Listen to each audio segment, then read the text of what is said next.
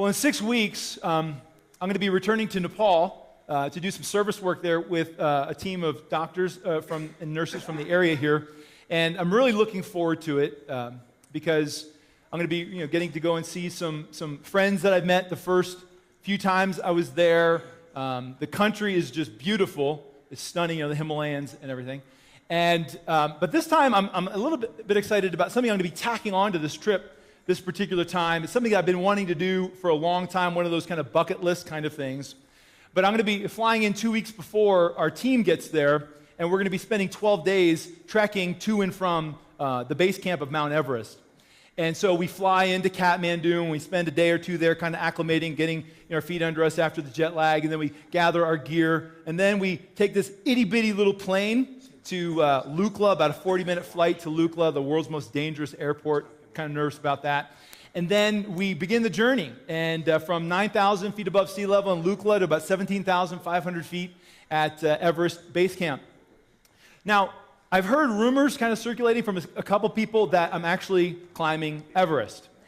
For instance, my sister was in town a couple weeks ago, and she was like, I'm telling everybody how proud I am of my little brother, that he's training and working hard, and he's going to climb Mount Everest. And whenever I hear something like that, I'm very quick to put the brakes on those stories. I'm not climbing Mount Everest. I'm just climbing to base camp. It's 40% or 60% of the way up the highest mountain in the world. And yeah, sure, I'm going to probably suffer altitude sickness and loss of appetite and have to push myself every day to get there. But I'm going to stop where the serious climbers start. I'm just going to their beginning. And I'm quick to point that out to people that there is going to be no Khumbu icefall for me. There's going to be no carabiners or oxygen cylinders, no ice axes or crampons. There's not going to be any of that kind of stuff. Just me walking a really, really long way to push myself to the very edges of my limits. And again, I'm quick to explain to people that while I've always had a fascination with Everest, and particularly a fascination with people who will push themselves to their limits to try and summit Everest, I have never had the desire to climb Mount Everest. But I'll read all the books on those who do. I'll watch all the documentaries and the reality TV shows and the movies about the disasters that happen up there. Because really, it's fascinating to watch these people who will push themselves to the very limits in order to climb a mountain. They will push themselves, these mountaineers will push themselves to the limits financially. Spending up to $50,000 just for an opportunity to try and summit. They'll push themselves to their limits psychologically, physically, emotionally in order to try and climb this mountain. And really, as they're pushing themselves to the limits, they're going into a place where there is no margin for error. When you're trying to climb a mountain like Everest, there's no margin for error. One misstep, one miscalculation in the death zone, which is above 26,000 feet, and you're toast. If you take too long, if you lose energy, if you run out of oxygen, if you wait too long, if you make the wrong decision while your mind is clouded with altitude sickness and whatnot, you are going to become one of those 200-plus bodies that are forever enshrined up there, entombed, frozen, close to the summit. So we're fascinated by people who can kind of push things to the limit. We love to hear their stories. We love to watch these people who go to such extremes to do things where there's really no margin of error. Like tightrope walkers and escape artists and mountain climbers and the motocross drivers who are doing flips on their motorcycles. We watch with a sense of awe at their seeming fearlessness as they push themselves to the very limits with life and death hanging in the balance. And as we watch them with the sense of awe, we either say it out loud or in the back of our minds is this, there is no way I would ever do that. That's the way I feel about climbing Everest. There's no way. We watch the motorcycle riders doing the flips. No way. I'm glad that they're doing it, but there's no way I would ever push myself to that kind of limit with that much hanging in the balance. But here's the thing. If we're honest with ourselves, that's the way a lot of us are living life right now. To the very limit. And maybe it doesn't seem like there's as much at stake or on the line, hanging in the balance, but we're pushing our lives to the limit. The thing that we have in common with the guys who climb Mount Everest or flip the motorcycles or do all those crazy things is we all have limits, right? They have limits, we have limits. We have financial limits. We can only go so far. We have emotional limits, relational limits. We have limits in our schedule. We have moral limits in our lives. We're limited by all of these things, and I don't need to tell you, but our culture is continuing to pull us to ramp up the pace of life, to get closer and closer, and to live at all of these limits that we have. We continue to try to fit more and more into the same amount of time, and we travel more, and we spend more, and we buy more, and we feel like, man, I'm just living on the edge of the limit. I'm maxing out my capacity. And we're aware of it. I mean, nobody needs to tell us this. We intuitively feel this pull to ramp up, do more, buy more, spend more, go there, do this, sign up for that, join that. Never say no. You know, it's clear that we are living life with less and less margin. Oh, there's Mount Everest Space Camp. Margin. Kids, our word of the day today is margin. You count how many times you hear me say that word today, and take it into the foyer when the service is over. We'll have something for you. Margin. We're going to be talking about margin for the next several weeks. How to incorporate margin into our lives. What does the Bible have to say about it? And as we get started, let's kind of define our terms. What do we mean by margin? Well, if it's true that we all have limits, if we all have certain capabilities in different areas of our lives, then margin is a space that is created between my capacity and my current activity. So if I have a capacity in a certain area of my life, emotional capacity, relational capacity, time capacity, financial capacity, moral capacity, if I'm living right up to those limits or even going over those limits, then I have no margin. But as I pull back my current activity to be before I reach my capacity, then I begin to create margin.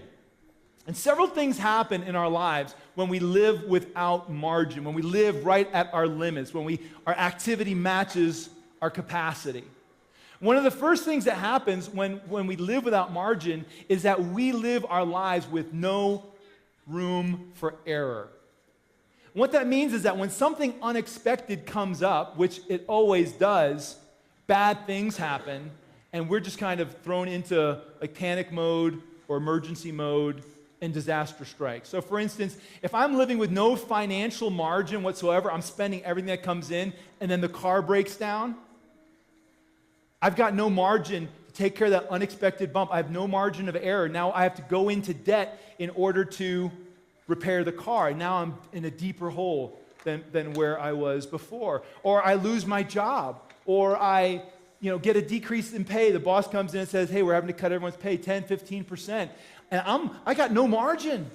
And now all of a sudden, I've got to declare bankruptcy because just the dominoes are falling and I had no margin, no room for error whatsoever.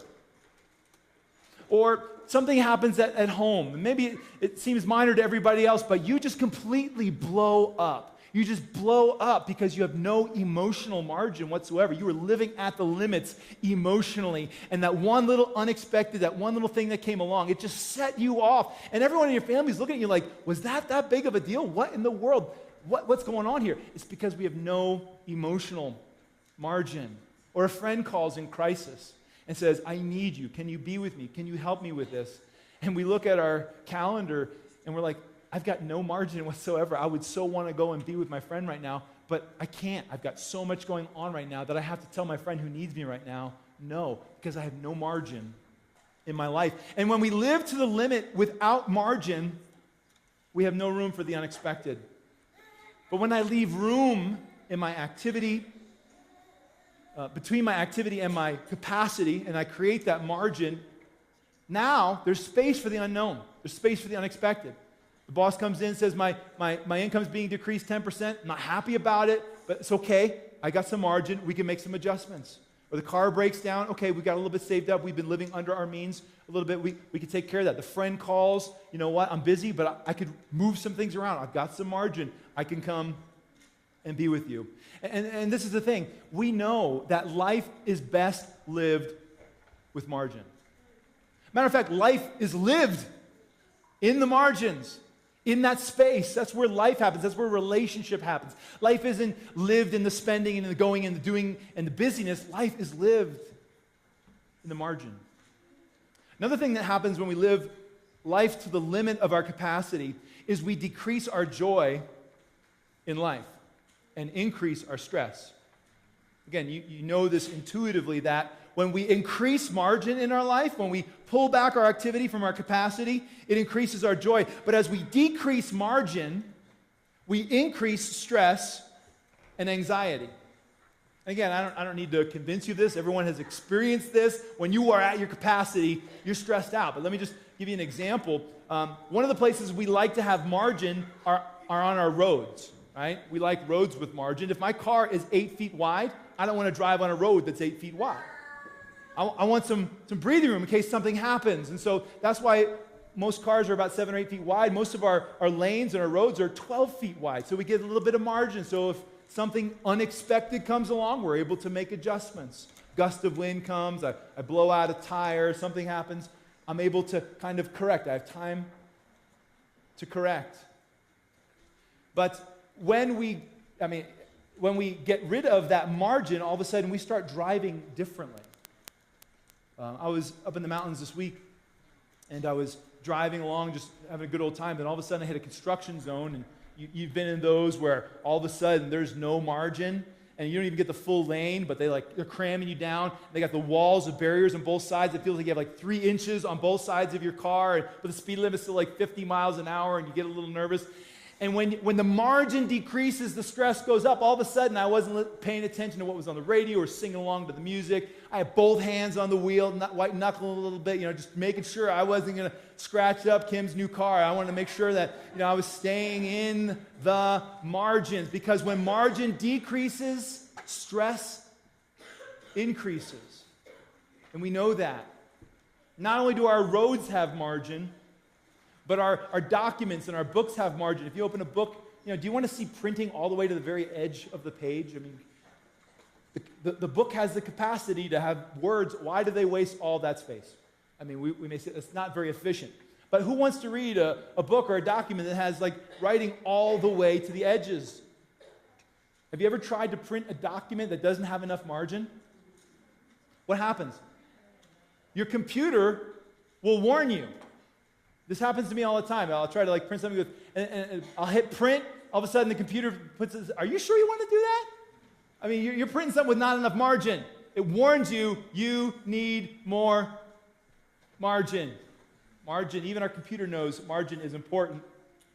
Just take a look at this, this document right here. And I don't know what that does for you as you look at it, whether it gives you a tension headache thinking about reading a document like this, or if your blood pressure goes up as you think about a document like this.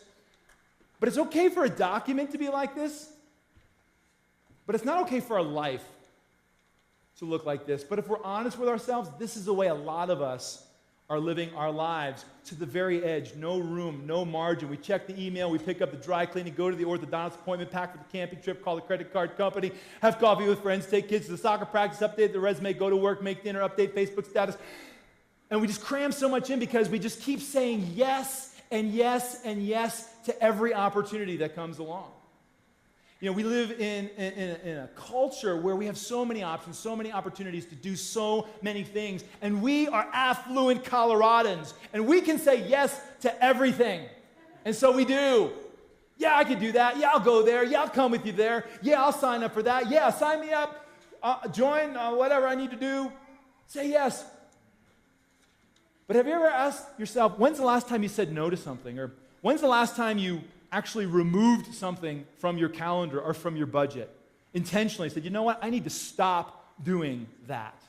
I need to stop spending that. That's a little harder to think about things that we've done, but we can all think of things we've probably added.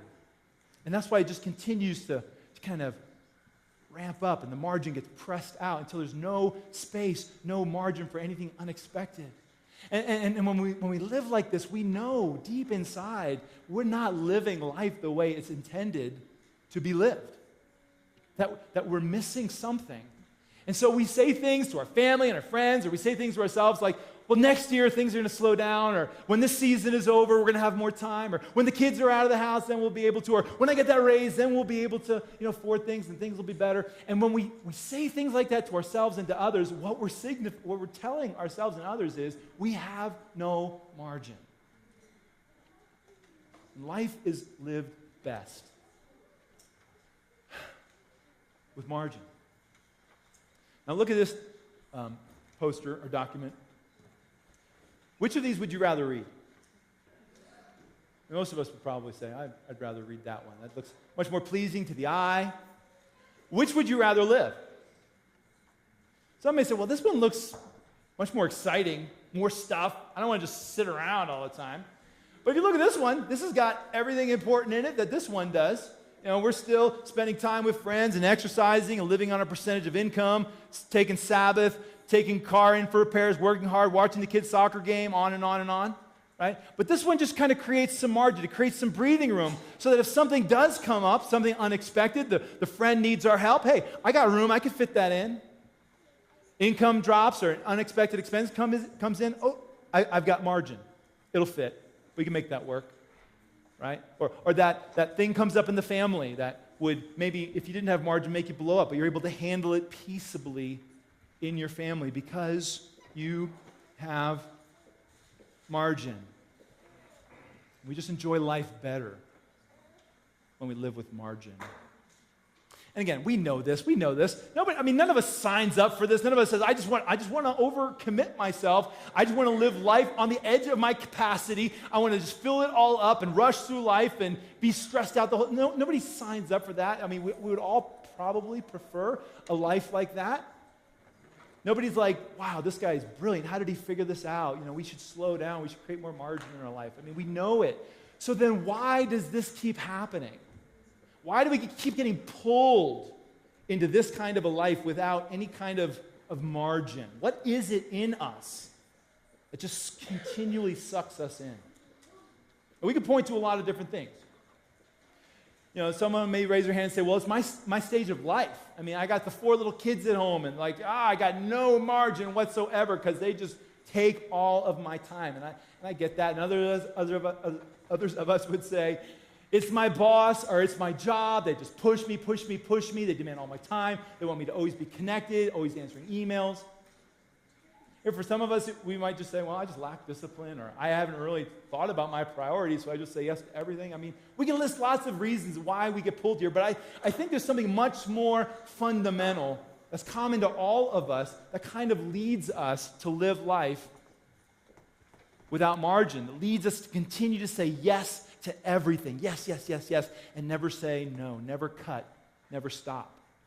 And I think that thing that's common to all of us that leads us to live like this is fear.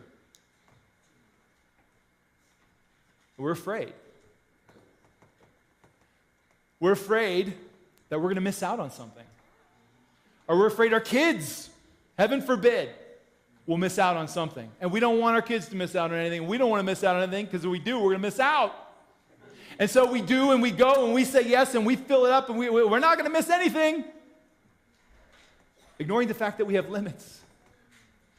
Or maybe we're afraid of falling behind. Got to keep up. We never stop and ask ourselves, who are we keeping up with? What are we keeping up with? Who are we not trying to fall behind? But we just feel this gnawing, this fear in our hearts. We're going to fall behind. Got to keep up. Or if we're really honest with ourselves, many of us fear coming to the end of our lives and feeling like we didn't matter. That our life didn't matter.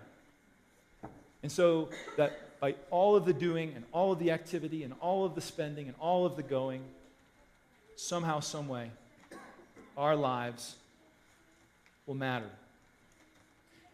And amidst all of this going and doing, if someone were to ask you, hey, are you enjoying life?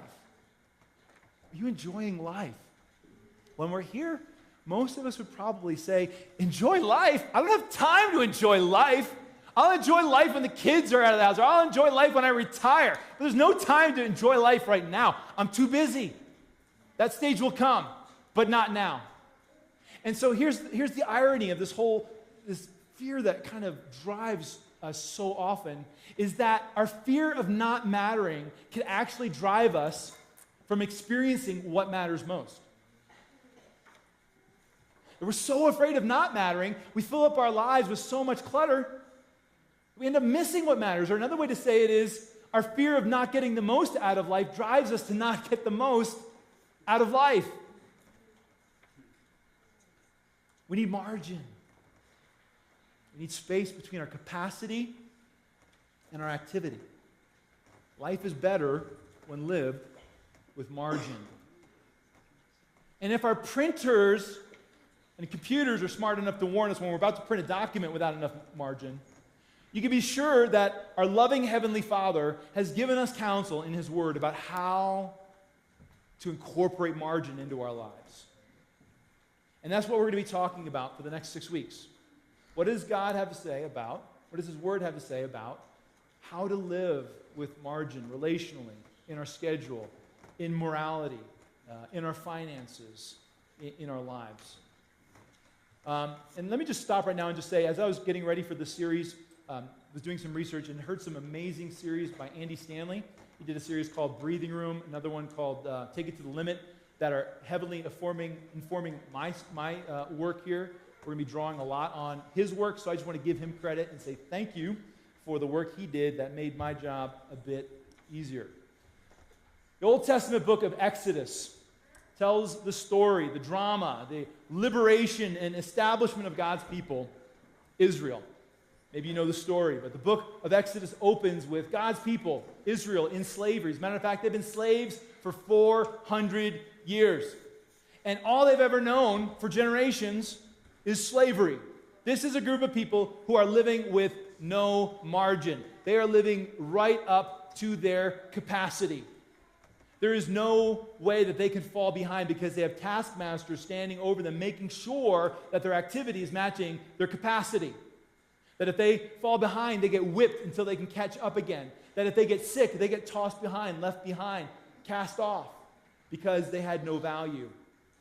They weren't existing, or they weren't living as much as they were just merely existing. These were a people that had become human doings, really, rather than human beings.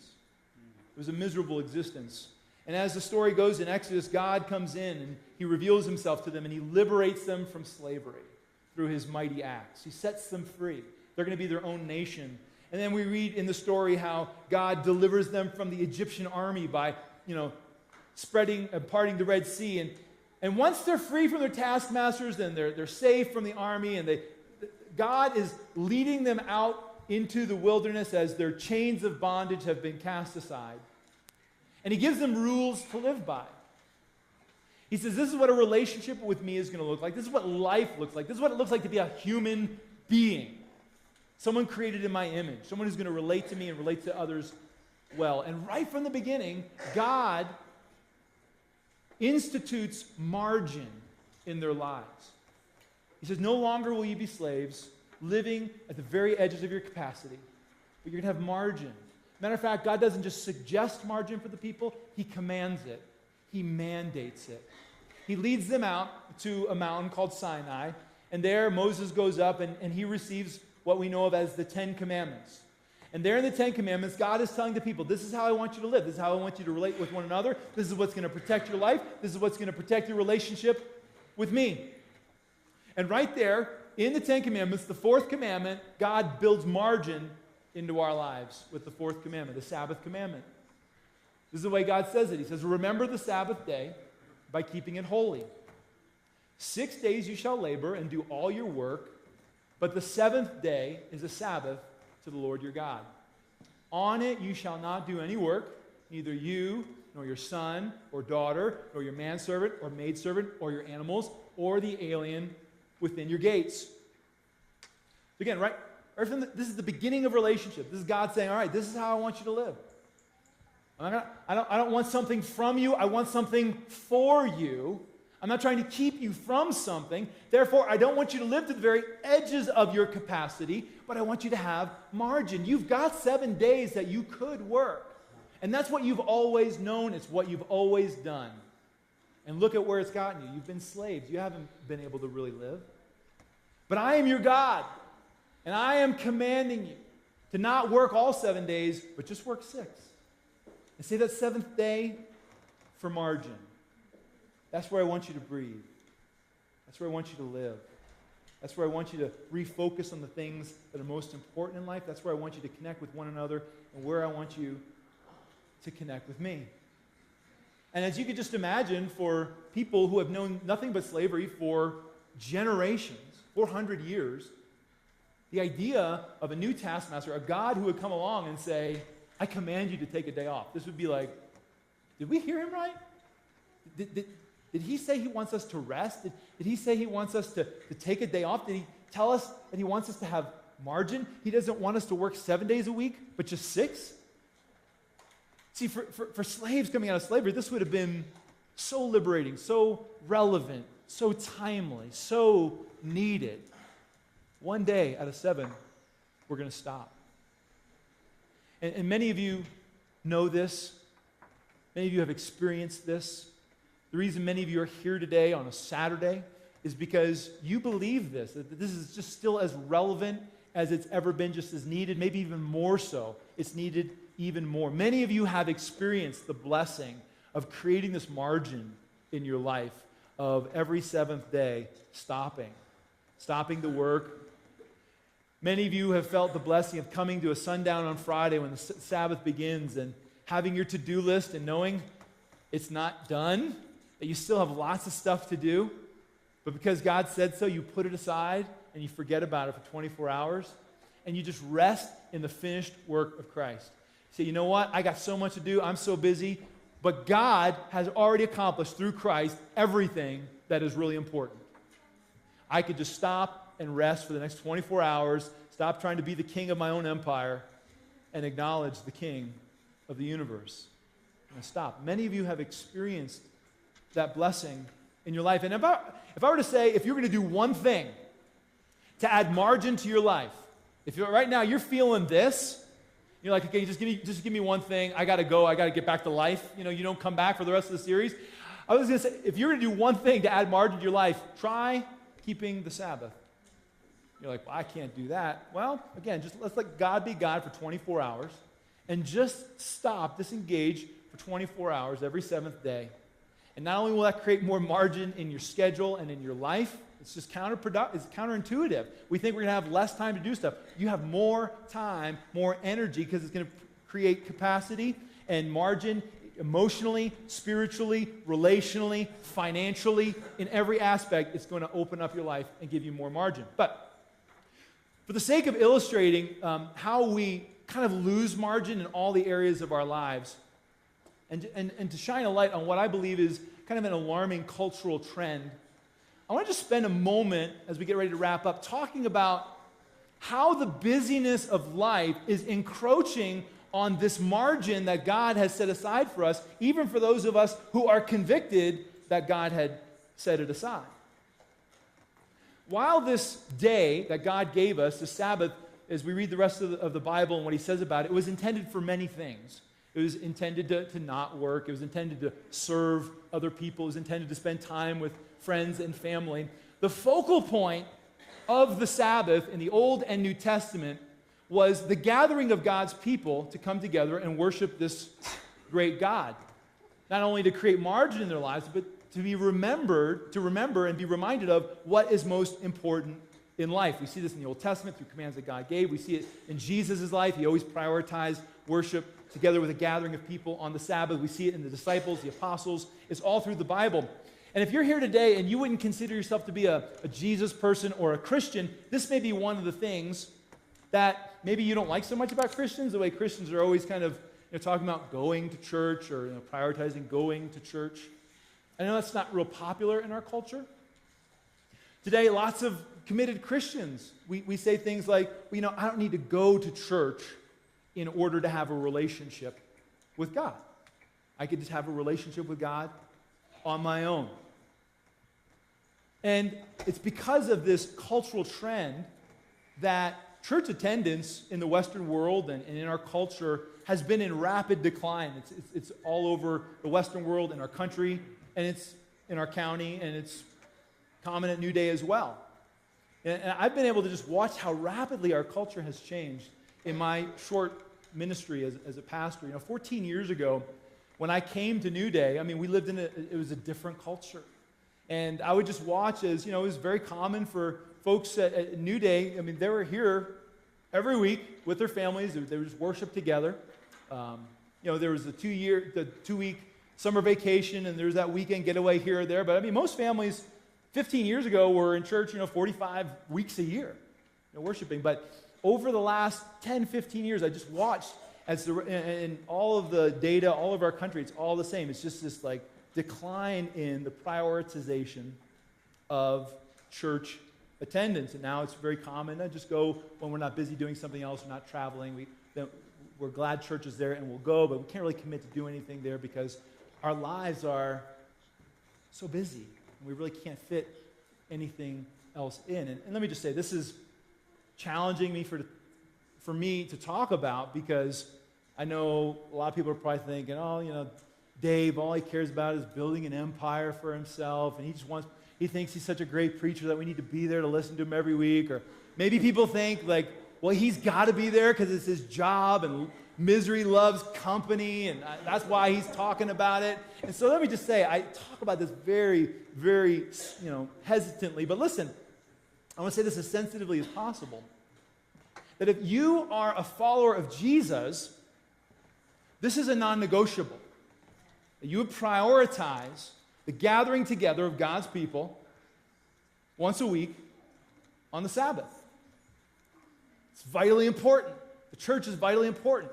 The church, not the building, but the gathering of God's people. And we can debate what that looks like, and it can look lots of different ways. That doesn't always look like this. But the gathering of God's people is a non-negotiable. And we can say things like, well, I don't need a church to have a relationship with God, or I could be spiritual without a church, and technically that's all true.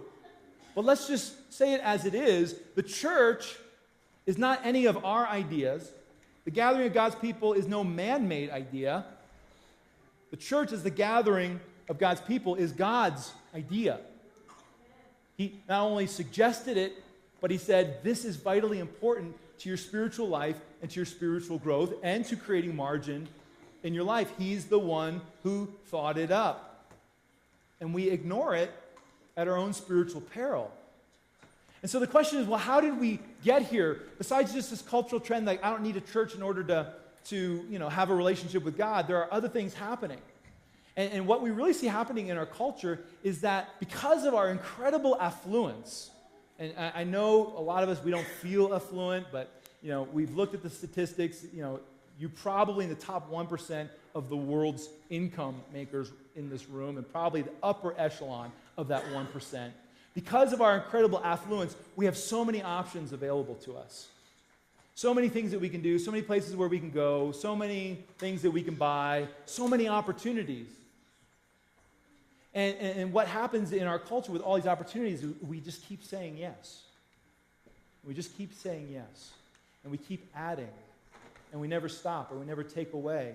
And what I've seen as a pastor happening over the last 20 years is people continuing to make these decisions, not intending at all to kind of wander from faith, but allowing life to kind of encroach into this margin that God has given us, this gift of margin, saying yes to this just for this season or just for this long, or I'll just buy this and we'll just use it then. And then what happens is pretty soon life has encroached so much into this kind of mandate of God to stop and to gather that I've watched as people have just kind of wandered from the faith, slowly growing cold to the things of God, and they end up in a place where they say, well, I never intended to be here, but I don't really want to come back.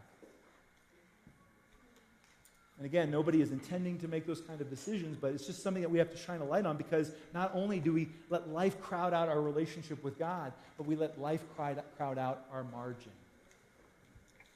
And this is the same way. We lose margin financially, just those little decisions. They're not intended to get us to bankruptcy, but just little decisions we don't just really think through based on our values and our priorities. That's how we crowd out our margin emotionally and relationally and morally. Small decisions that often are driven by a fear of missing out. Small decisions that are driven by a fear of falling behind. Small decisions that are driven by a fear of not mattering. Small decisions that lead us to places where margin gets squeezed out and we find ourselves living to the limits. No, I'm just gonna buy that. I'm just gonna do that with her this one time. I'm just gonna say yes to this for this short season. I'm just gonna put that on my credit card. I'm just gonna add this one thing. And fear just drives us to live at our very limits, but God wants something better for us. God wants us to live with margin. And so in the coming weeks, we're going to be talking about this. What does God say about how to kind of overcome this? How to have more faith to live here? And I know right now that I'm probably being misunderstood in 100 ways, and you're probably having an argument with me right now in your mind, and that's okay. You know, and if you want to talk to me afterwards, we can talk. But can we just agree on a couple things? Can we just agree on the fact that we all have limits? As we kind of wrap things up, can we all just say, you know, we have financial limits, we have moral limits, we have relational limits, we have scheduling limits, we all have limits. Maybe we should just say this together, I can't do it all. Can we just say that? I can't do it all. Wasn't that liberating? I don't know.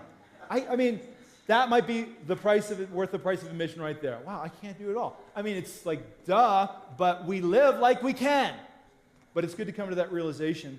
And here's the other thing. We have limits, and someone is going to determine where you live in relationship to your limits, whether you live at your capacity or whether you create margin. It's either going to be your culture, it's going to be fear, or it's going to be a God who loves you, who wants you to live a life that's filled with margin and with some breathing room and with some space to live. And let me just tell you, we only get one shot at this. We only get one life. Can't put life off. Keep saying, I'll live when, or I'll slow down when. This is our only life. We need to make the most of it. Earlier, I talked about flying into this airport in Lukla. Again, this is the part I'm mostly nervous about. It's this airport that starts this trek up to Mount Everest, and you see that's the runway. That's the entire thing. You may notice a couple things about it. It's really short, very short runway. You may also notice it looks like it's on a hill, which it is. It's got a 12% grade. Because it's so short, planes that are coming in don't have enough room to land, and so they put the runway on a pitch so that the plane is able to slow down and not hit the mountain that's behind it. It also has a pitch so that when it's taking off, the plane can get enough speed, because right at the end of that runway is a cliff. It's like kind of like an aircraft carrier, and so it's got to get enough speed to kind of sling off of that mountain. And if you watch planes take off, they kind of just barely sneak over that cliff every time. And what makes me really nervous is coming in is because the pilot has to land at just the right spot on that runway. If he's too short, obviously he's going to hit the cliff. If he's too long, he's not going to have enough room to stop. And he only gets one shot at it. That's the thing, because what he's looking at when he's coming in is this mountain in the back of the runway. And so the pilots know they only get one shot. If they're missing it that first time, there's no like fly around and try it again. There's no aborting the landing. You are committed. There's one chance. It makes me a little nervous. But I hope we feel that same sense of nervousness, the fact that we only get one shot at life. We don't get to pass around and try our 20s again, or go do our 30s again, or maybe I'll try my 40s again. This is it. This is life. Life is happening now in the midst of busyness. And so the question is, are we going to live here and just keep just saying yes and never saying no, or are we going to live here with room, breathing room? And so just let me leave you with this one thing this morning as your homework. I hope you'll be back with us next week as we continue. But just throughout this week, throughout the day, maybe at lunch, you could talk about this. But this one question is, where do you need margin in your life? You know, is it your calendar that you're just kind of packing too much in? Is it relationally? You just got way too many relationships going on. You're over your capacity. Emotionally, are you spent? Financially, are you living over the limits? Morally, are you kind of pressing into lines morally that really you shouldn't be anywhere near? Where do you need to create margin in your life? Where do you need to just step back from the edge of your limits and your capacity and breathe?